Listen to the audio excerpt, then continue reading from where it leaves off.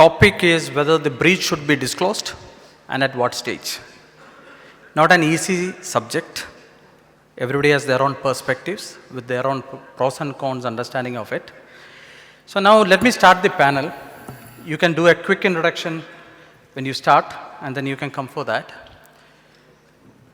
Concept-wise, professionally, with the right intention, do you believe when you get breached, or when you, so the breach also, let me qualify, everything what you see may not be a breach, and every breach may not have an impact to the end user or your stakeholders. But breach is a very big term. If one system has a malware, that is also a breach. Okay, so there is a different perspective. So media may take it breach and say in a different manner. Security guy will say in a different manner. So everybody has their own perspective to that. So in your professional views, do you think the breach has to be disclosed? And what stage? And also, let me take a physical or a personal analogy to that. I got breached, or I have something personally happened. Am I going to the public and say that I got that? At what stage will I say, and why should I say? Now we are extending the same personal space to the professional space. So Jacxine, can you start with your views on that? Just quick introduction and then your view on that, please. Good afternoon, everybody. My name is Jacxine Fernandes. I am the Group CISO of the Adani Group of Industries. That was not planned. So I'm new to the role. I'm still getting used to it. I've known Sunil for a little less than a year. That's my brief introduction. Having said that, I want to give a small indemnity before I answer the question. I'm not speaking on behalf of Adani Group here. None of us are. Okay. Well, yeah. So I don't want to get misquoted for that. Having said that, So let me just tell them on that disclaimer again. All what we are saying is our personal experience, exposures, and views. As a practitioner, to have a secure world for everybody. So it is nothing quoting from our organization. My card says I am from Wipro. I am not from Wipro. I am from Symantec. Okay, so let me also put a disclaimer there. So please. The answer to your question, Sunil, is a bit, for lack of a better word, a consultant's answer. It depends. Sunil threw a lot of ifs and buts into the question. If it doesn't affect the consumer, will I disclose it? Maybe, but maybe to industry regulators. If your company happens to be one which is heavily regulated and is part of, let's say, critical national infrastructure, does it make sense to let others know so that others don't get affected on the same manner? Absolutely. I think then I'm leaning more towards, yes, you should disclose the breach. Jacxine, this is not a consultant engagement. This is a panel discussion to give our views. Okay. But let me take a personal again saying, I had dengue. And my friend will call up and say, why you didn't tell me? He will call me and say, you had dengue and you were in hospital, why didn't you tell me? Okay. So every stakeholder can call you up and say, oh, you had an issue, why you didn't tell me? So there is a different expectation coming from. Regulation is one which is forcing you to do it. Now we are talking about saying that as a professional, what is it? So let us not look at very a safe answer. This is cocoon. Everybody is here as a common community to have a better world. So let us take it in the angle of that. That's why we are also saying that we are not representing any company. We are not saying anything from their view. Then yes, disclose. Okay. Now consultant became a real person. Sir. Okay. Good afternoon. I am Commander Chaudhary. I am the ex-CISO of NIT Technologies as well as CIO of LANCO Group. I served in armed forces for 20 years and mostly into cybersecurity towards the end, the last 5 years. As far as the security breach is concerned, rightly told by Sunil that breach need not be disclosed until it has got some impact, either on person or on society or in the business.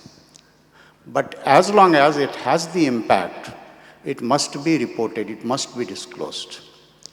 Unfortunately, in case of breaches, like he said that physical breach, physically it happening to us or it is happening to our electronic system, both have got a lot of parallels. And you will experience that in physical world, when we compare with the electronic world, that rape syndrome kind of mentality is bugging us very badly. So when a girl gets raped, I mean, it is trauma for her. It is certainly a breach. But that social stigma behind her doesn't propel her to speak out. Over a period of time, last about 5-10 years, we have seen many activists coming out, helping them, gaining their confidence that if they disclose, it is not only that it is for the betterment of her, but it is for the betterment of society, that you have seen many disclosures coming out. Same is the case with business environment. Because just like that rape syndrome that I spoke about, this reputation syndrome in such organizations is basically creating this problem that they don't want to disclose. And it has got very bad impact. If you are breached and you do not report, if you do not disclose, not only that you are getting a huge business hit on your profitability as such, but also you are denying society of their safety measures had they come to know about this story. So security breaches need to be reported, and the environment should such that when I report the security breach, I get the assurance of getting some help and not getting punished. Okay. Now that is very important. Probably in the later part of this discussion, this thing will come up and I'll give my opinion. Rahul sir. So, I mean, if everyone is agreeing, I want to disagree. No, you start with your introduction, sir. My introduction, I'm sorry. My name is Rahul Sasi. I'm the founder and CTO of CLoudSek. We are an AI-based digital risk management system. My background is, in fact, in the last 15 years, I've spent in cybersecurity. I quit my engineering to join a startup in cybersecurity back in 2010. Worked for a couple of companies like Citrix, FireEye, et cetera, before founding CLoudSek. He is an icon and an essential person to follow in the industry. Oh, sure, thank you. So no, I do that. I do you. So, from the statements which Sunil and Sir made, Sunil made a statement that, you disclose that you have dengue, but you don't. For example, you ask a colleague, why do you look tired? He can say that I had dengue. But then you ask your colleague, why do you look tired? She might not say that she had periods. She had her periods. Because certain things are not normalized yet. The industry or the society has not normalized or started believing that it's normal to say certain things. So from my perspective, only when we think it's okay to disclose certain things, then only it becomes normal. When it becomes normal, even when you hear that CLoudSek got breached, you're like, yeah, so what? It's a good thing. But we haven't reached that stage yet. And there are certain things we have to do to reach that stage to make it normalized. But at this point of time, I believe it's primarily in the discretion of the organization whether to disclose or not, unless and until there was some serious information of the end customers which is out there. Later, I can talk about how to make something norm. There are certain fundamental points to follow to make something normalized, but yeah. See, my view also here that in a physical world or in a corporate world, you get attacked only if you are valuable and if you are beautiful and you are vulnerable. These are the three conditions normally come where you get attacked. So a company getting attacked is not a shame because they are beautiful, they are bold, that's why somebody is trying on that. And what matters is how well you defend it and how well you disclose it. Now coming to the question, why should you disclose it? Now take an example. Whomever I met today, I said, I attended my 16th certification last week and I flunked. The reason, for me, it is like a breach or a compromise in a personal space, because I had a hope that I will pass because this was my 16th certificate, but I royally flunked. I told everybody, I flunked and don't study that particular book, you will not pass. Now the same way when you come and look at a breach, why should you disclose it? So we should have an understanding saying, is that I am going to tell the industry, there is a particular type of attack, be prepared for it, we had an experience, and be prepared. So that is one of the fundamental reason the breach has to be disclosed. But the unfortunate thing is, there is a difference between an attempt and a real breach. We need to take a balance saying, what should be disclosed? Should I say the type of attack, where it came and how it came, or should I say what was the vulnerability within me, which and what extent they came and what damage I heard? So there is a balance where you need to do that. And also I have, in my career, I have experienced, the moment there is a news coming out, tenfold attack will increase that same day. Because people know that there is a vulnerability, there is something happening.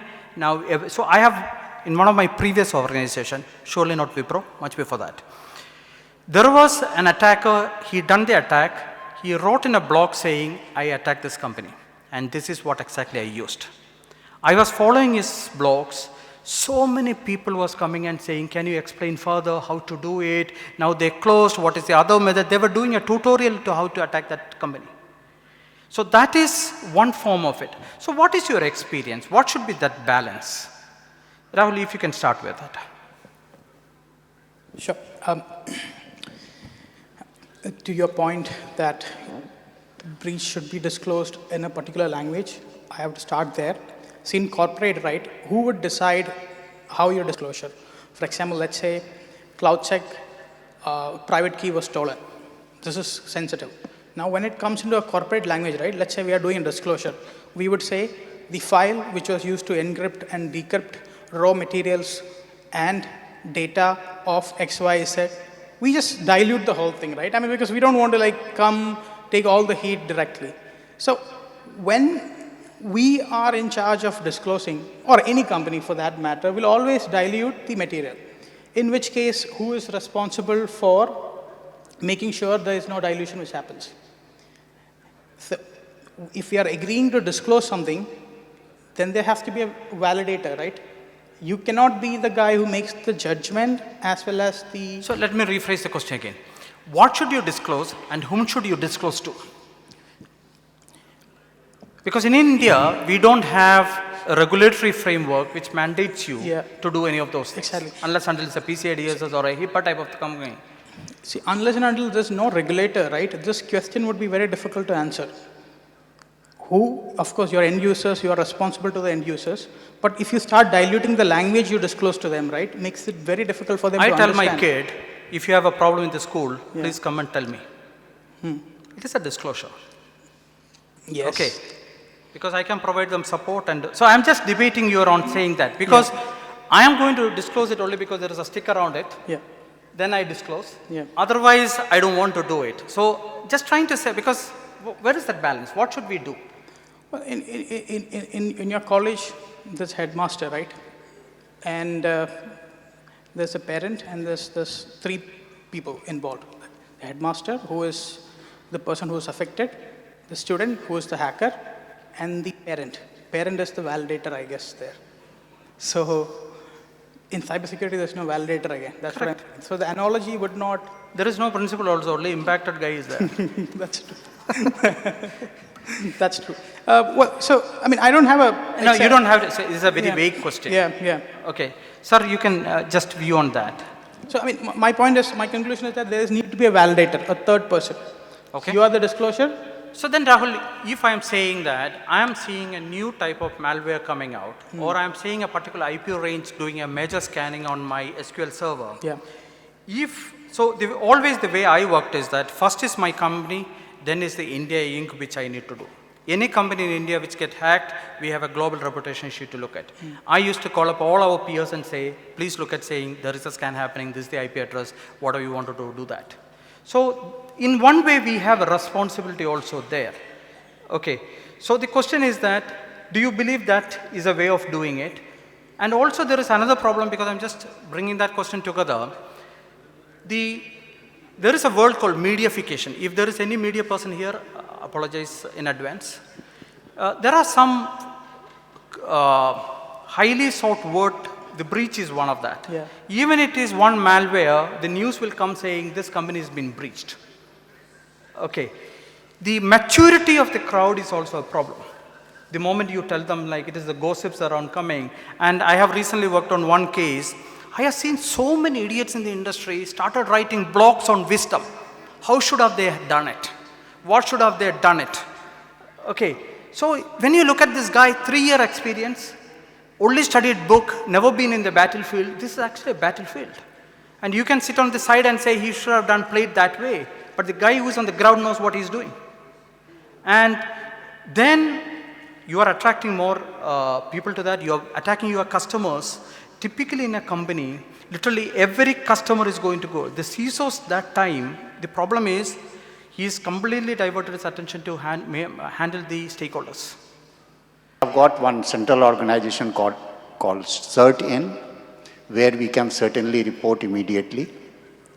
Second is the similar organizations like ours, where this breach is happening. Supposing he said that there is a denial of service kind of attack, a lot of ping attacks happening on my server, a lot of scanning happening on a particular IP address.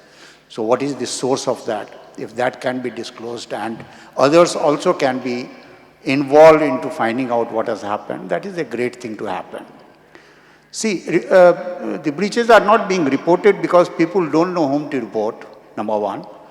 People also don't know whether I report to him, do I get a remediation help or not? We don't even tell our manager. Absolutely. Got it. As I told you very clearly that the entire management of this airlines company was on toes to deny to the media that there was an attack. And we were seeing that it was an attack. So that is a fact of life. But the thing is that why this was not being reported, there were two reasons.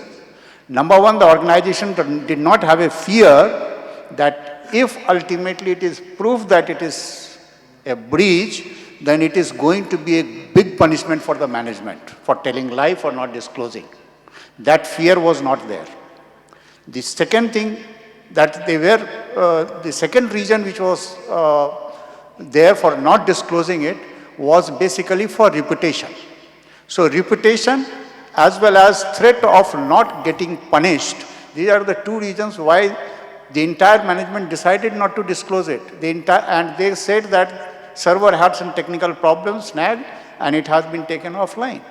Sure. So the point here is that there should be an environment where people know that I have to report. If my police is very effective, and I know that the moment I give a call on distress number, there will be some response, and I will get immediate help, why shouldn't I contact him? But if I know that there will be no response or there is no police, obviously I will not report. Sure. Jacxine, you. What should I report? The attack, not the vulnerability. Because I don't necessarily see the benefit to somebody else to tell them how dirty my laundry is in my house. That's one part of it. Who should I report to? A trusted exchange. Now, whether they are government, semi-government, private, I don't know. Under one condition, like KK sir said, if it is going to benefit me, or it is going to benefit the larger exchange members in there, then I will. So let me ask you a question to the friends here. If a company has been breached, and the CISO is bold enough to come to the market and say that this is what is happening, this is what we are doing it, do you see him as a weak guy or you see him as a great guy? That was a rhetorical Everybody question. is on the same pitch. So let me put that. Assuming that I am the CISO for a company and I come out and say, I had a major attack coming in. Now, whatever the intent I have, I'm shameless guy or I wanted to have a common understanding against the communication. Do you feel that this guy is not coming and telling this thing or he says that he's facing it boldly? I mean, I think that mindset, what's your view? Yes, ma'am.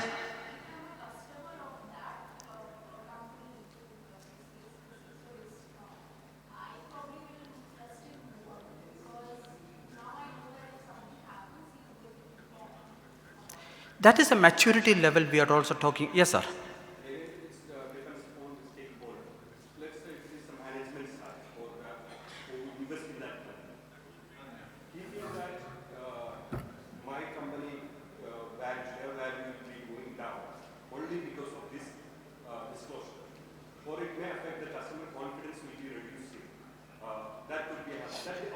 So if a company which is very large, lot of sensitive information, amazingly beautiful, let me put in the physical world, and nobody ever looks at that company or that person, do you think there is a problem or they are lying?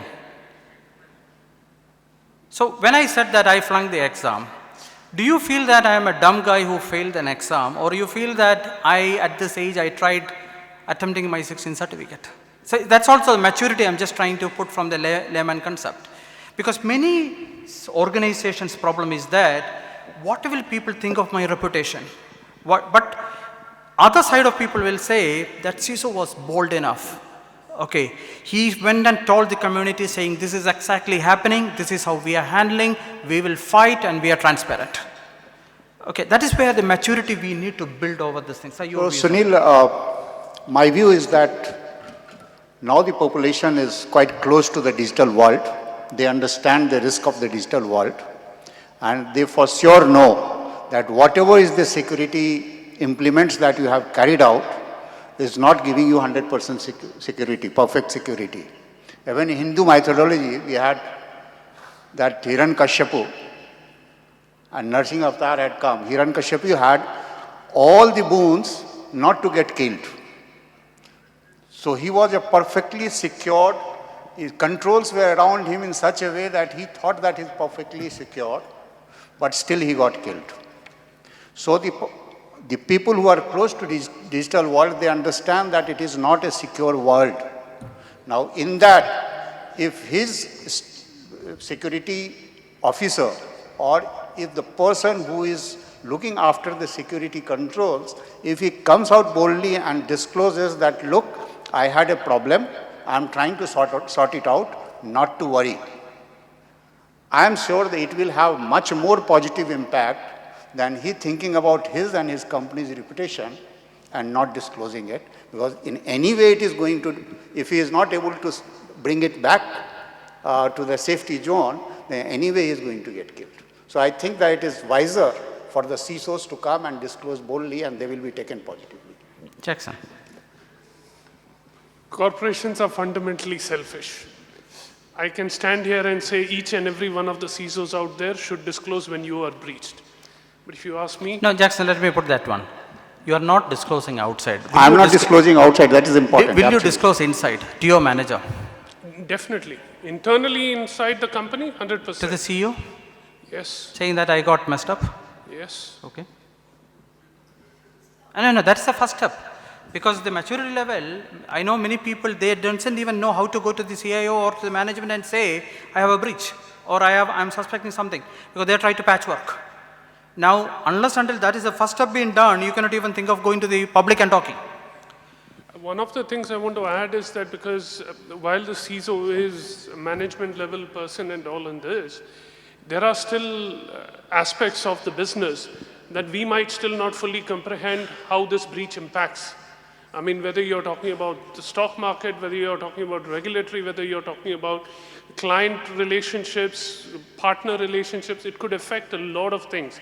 To assume that the CISO has a handle on all of this better than all the other CXOs sitting out there, I think that is a little arrogant in my belief.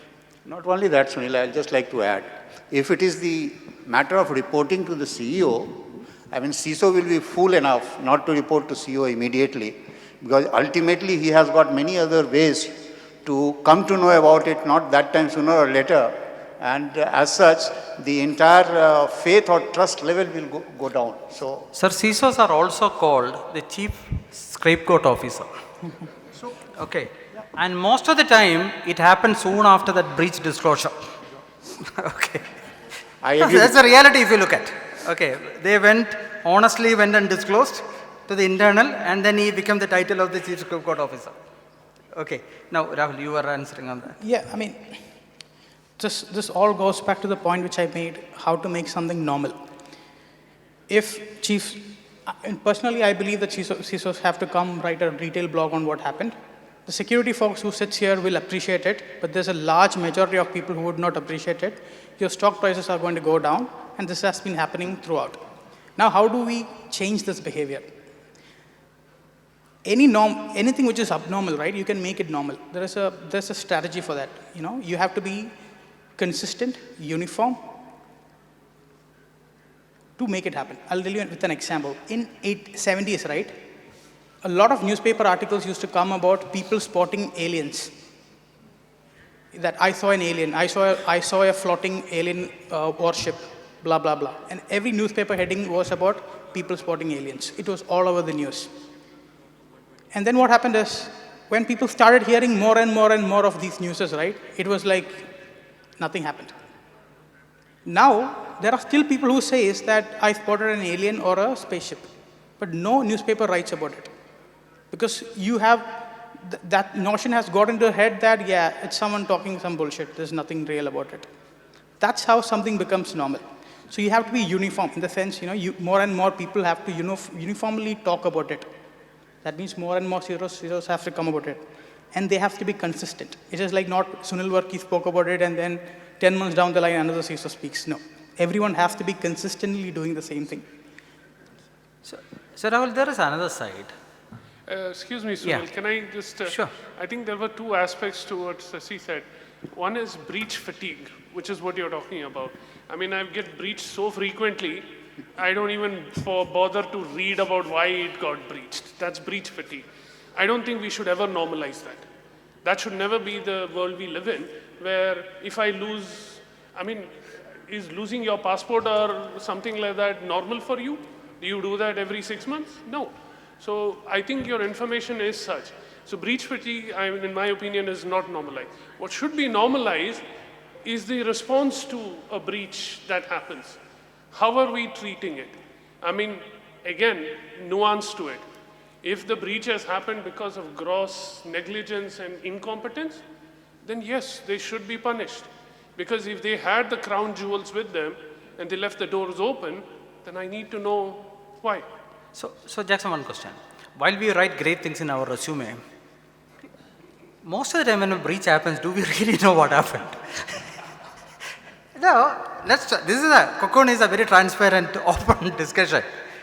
Many times the problem is, we have absolutely no clue what happened. Okay, suddenly we understand where did the server come from. Okay, no logs are available. We wait for the media to write and say what happened. Okay. You said a word, Sunil, which is that sometimes you become the scapegoat, the CISO becomes the scapegoat. One of two things. Why I think that would end up happening. One is if you have ended up in front of the CEO with just one statement, we got breached, and the next thing he's going to ask is, what happened, when it happened, what got impacted, who is it? And if you don't have the answers to that, yes, you are the scapegoat, you should be fired. Second thing, if having all of those answers and having done the best that you could have done to contain something like this, and you still got breached, and the management decides, I'm going to make you the scapegoat, then clearly your values as a CISO does not match with the values of the management. Absolutely. That divorce is probably preferential. Yesterday, Symantec has published a blog, which I posted in my LinkedIn also. Now, the highest demand is on the CISOs who actually went through a breach. The reason, he fought the better wars. He has gone to the battlefield and he has faced it. He knows where he went wrong, what should be corrected. His ego is completely taken off. Okay, the biggest problem with the CISO is the ego. Yes. These guys think that they are the ultimate. Okay, so sorry for that. But once you go through a battle, your complete ego is gone. You are in reality. You know how to handle. You become a much shaped person. So yesterday, because a lot of people write on that, but I was interested to see an article posted last night, which actually giving the percentage and the specific areas a CISO will actually improve by going through a breach. I'm not saying breach has to happen, but so earlier what happens is the scapegoat guy nobody wants. Now the industry is looking at saying, if it's actually a scapegoat guy, he's the right guy I need to have. You'll be careful. Absolutely. Okay. Absolutely. Can we hire a consultant for that? No consultant. I mean, I completely agree to that. And I pretty much agree to everything you said. I just can't do the same speech as you said because, I can't call a bunch of CISOs egoistic, even though there are. Being a vendor, I can't do that. No, why I'll say that CISO? In my almost a decade I was a CISO. Why I say they are egoistic? There are a lot of vendors to pamper them. Okay. And they have the authority being in that position. Yeah. And many people get carried over with that.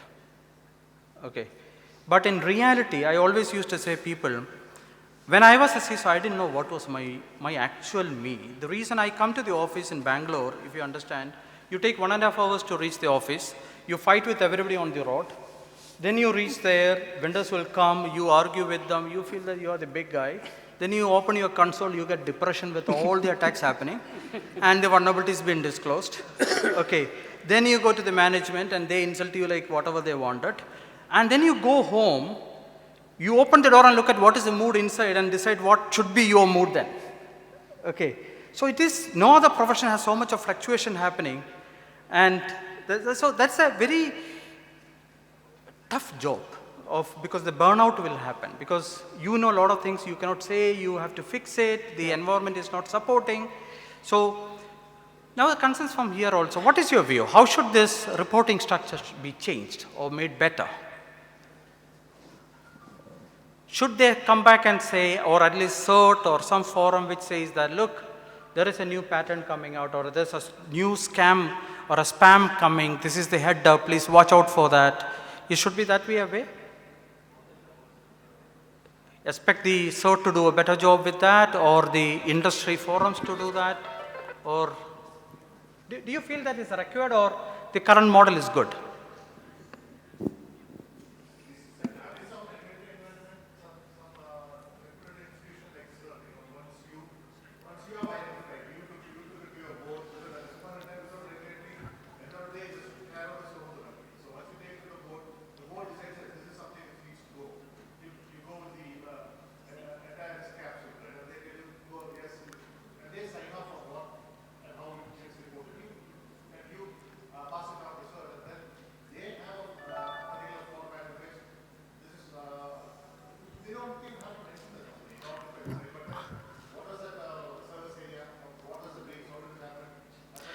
I'll say a worst scenario of that.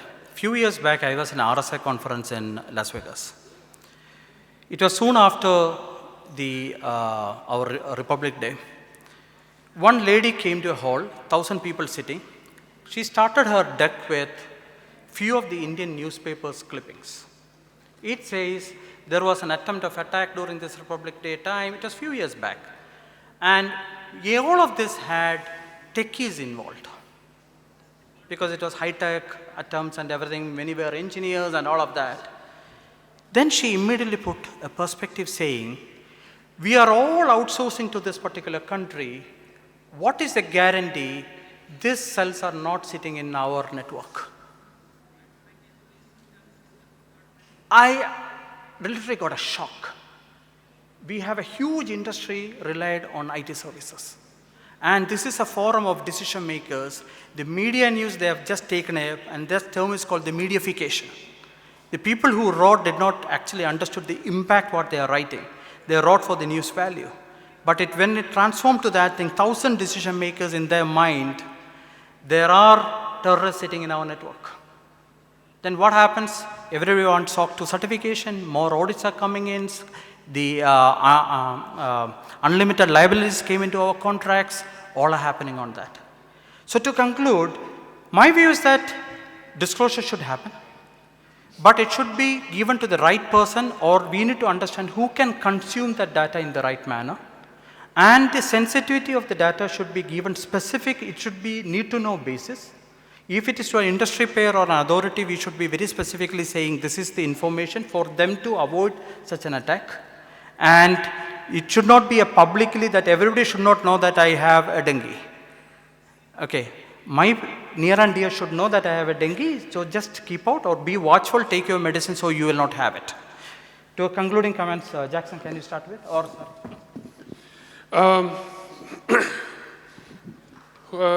take the guesswork out between, I mean, I'll disagree slightly with the gentleman in the front over here.